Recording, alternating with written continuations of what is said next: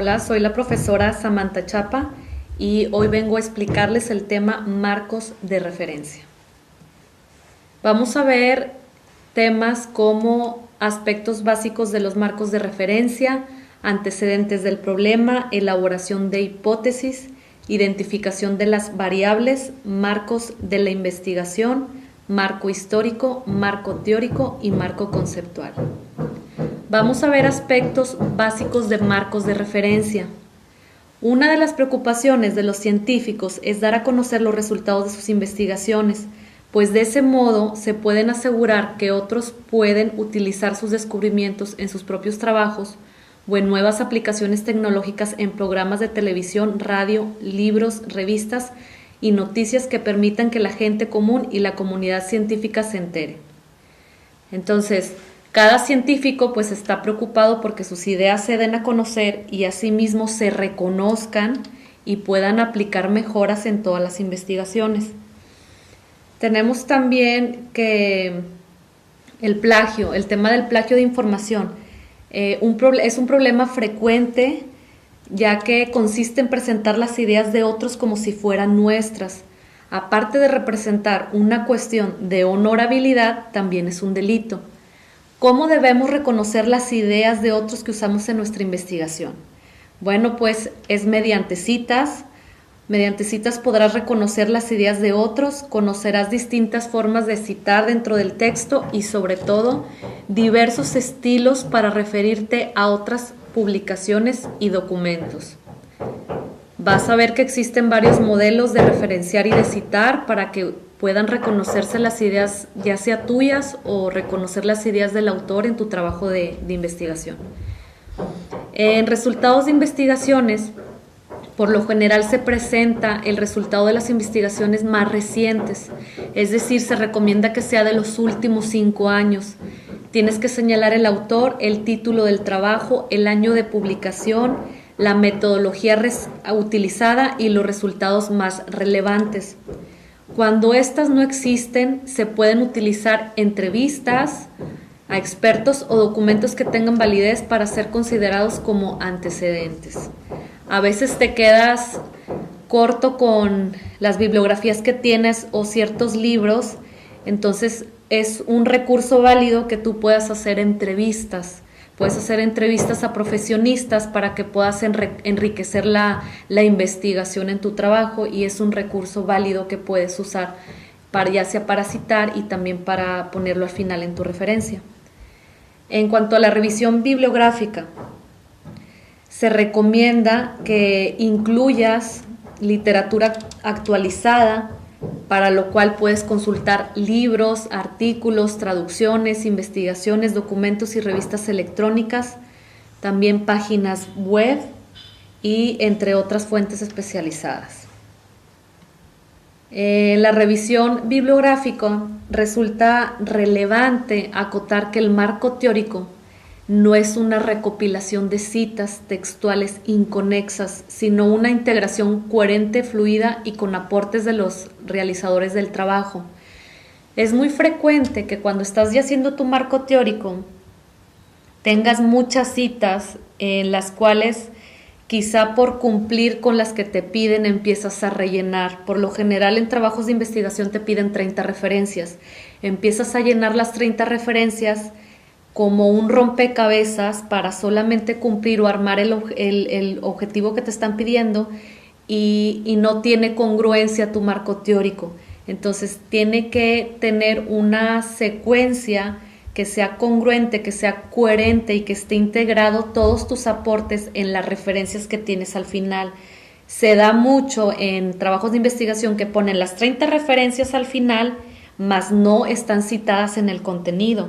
Entonces es muy importante que todas las referencias que estás refiriendo al final esté dentro del contenido y que esté integrado y que esté coherente, que tenga una secuencia y sea entendible.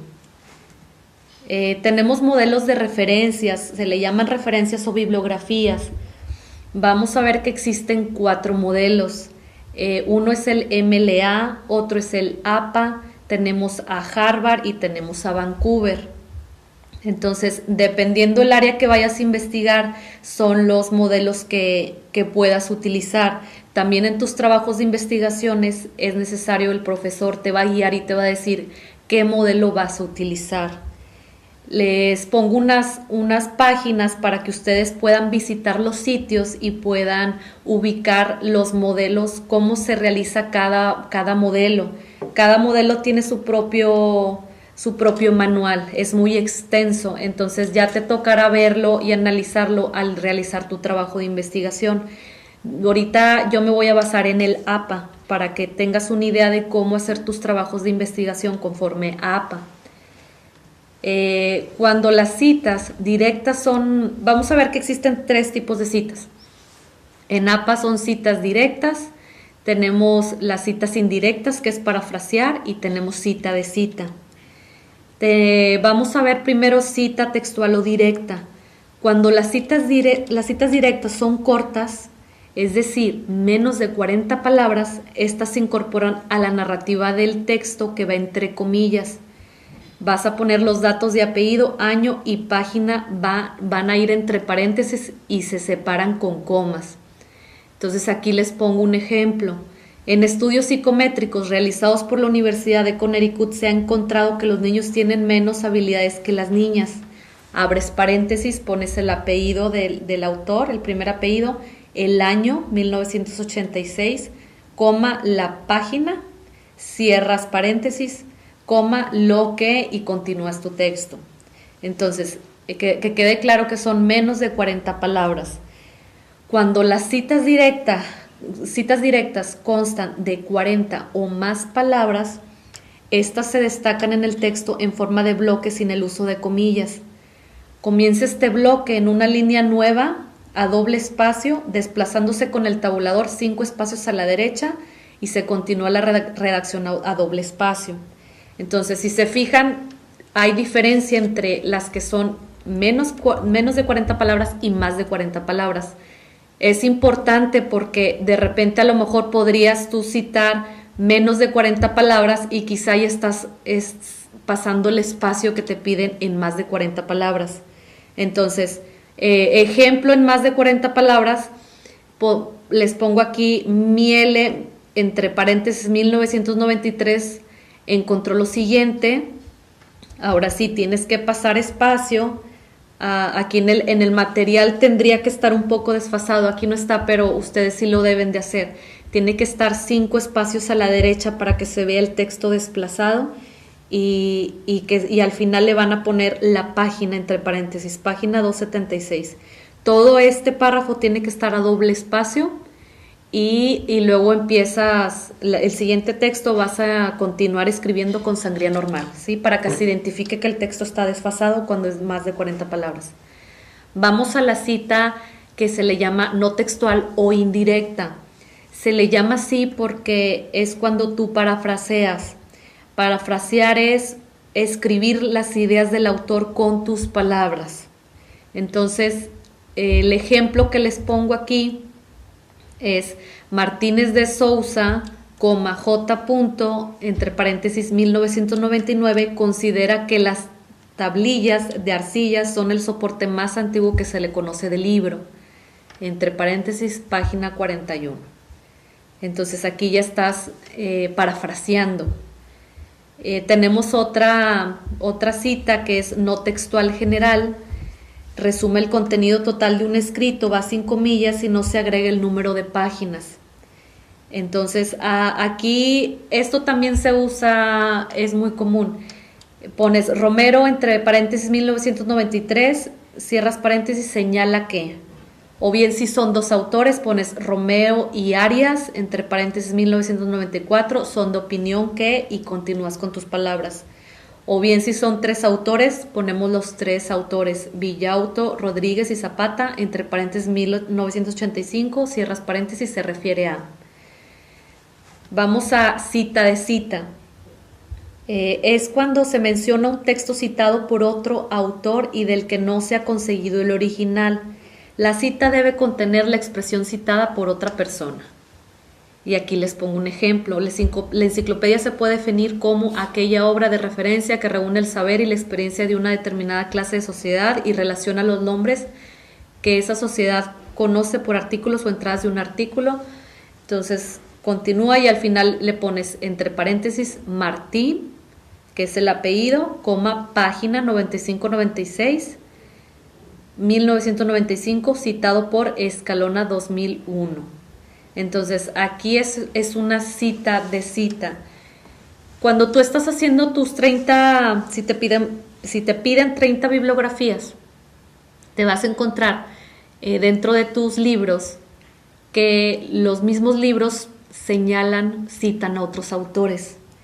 Y si a ti te parece que es información que puedes usar en tu trabajo de investigación, puedes hacer la cita de cita y no es necesario que la cita que estás poniendo dentro de tu redacción vaya a la bibliografía de la cita original, porque ya la estás tomando de otro libro.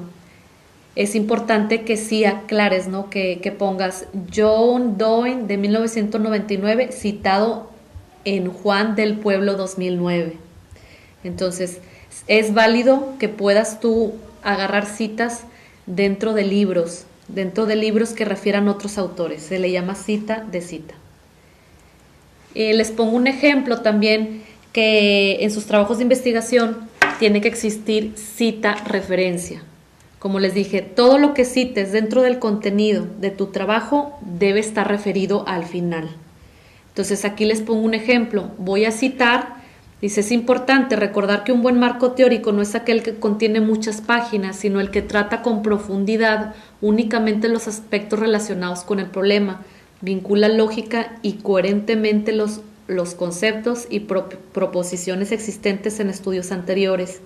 Abres paréntesis, Hernández, Fernández y Baptista, página 50. Aquí es una cita de 3 autores.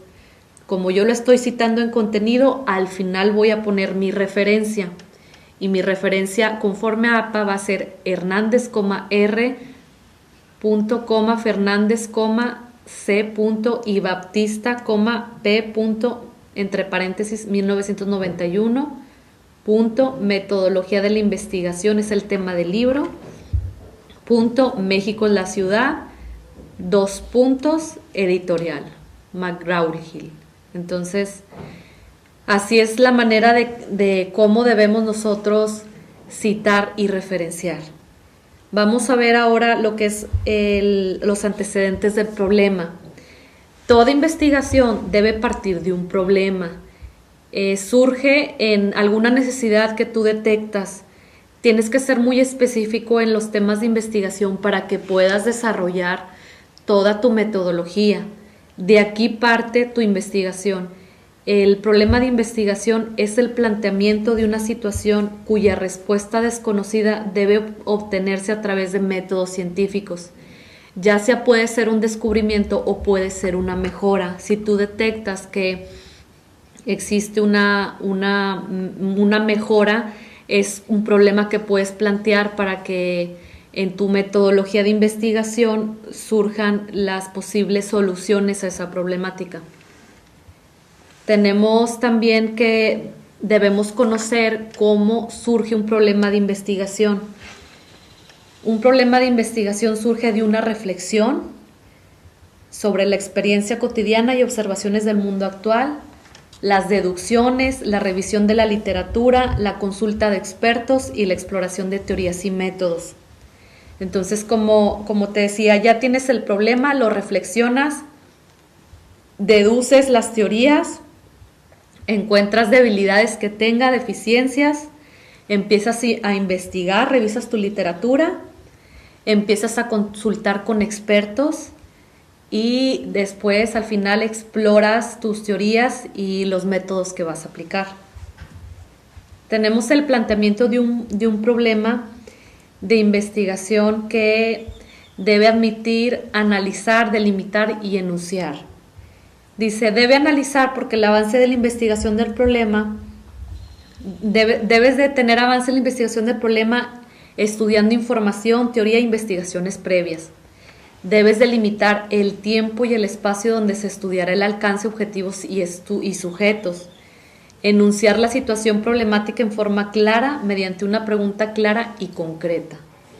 Es muy importante su pregunta, esta va a surgir a raíz del problema que tenga. Tenemos también que debes de tomar en cuenta en el planteamiento del problema son varios factores. El primero es reflexión sobre las condiciones, el segundo, analizar lo investigado, tercero, instruirse con expertos, cuarto, precisar en forma concreta. Entonces, como dijimos, tienes el problema, reflexionas, analizas, te instruyes con expertos y al final al final tomas decisiones, ¿no? En forma concreta ya empiezas a tomar acciones. Ese es el entorno que debes de considerar cuando tienes la situación del problema. Ok, ahora vamos a planeación de la investigación. La planeación de investigación significa fijar de manera concreta las acciones que se llevarán a cabo al momento de desarrollar y ejecutar las ideas de investigación. Es muy importante la planeación. Tienes que dedicarle el tiempo suficiente para poder planear el tema a investigar.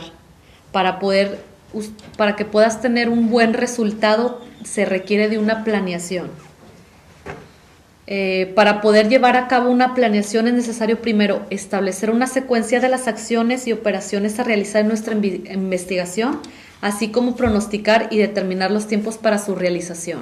Muy bien, siguiendo la planeación de investigación, como les mencionaba, debes de planear y seleccionar hechos, las suposiciones de actividades necesarias, debes desarrollar los tiempos y sobre todo los resultados que esperas de tu investigación.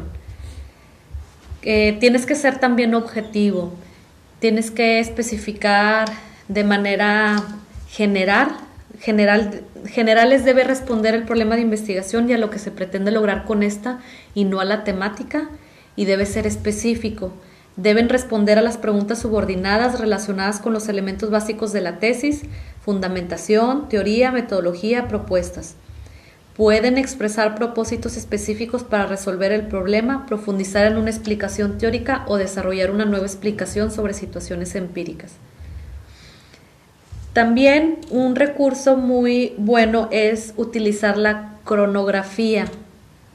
Un diagrama de Gantt es una herramienta útil para mostrar el tiempo de dedicación previsto para diferentes tareas o actividades a lo largo de un tiempo total en un cierto periodo de tiempo. El diagrama de Gantt no indica las relaciones existentes entre actividades.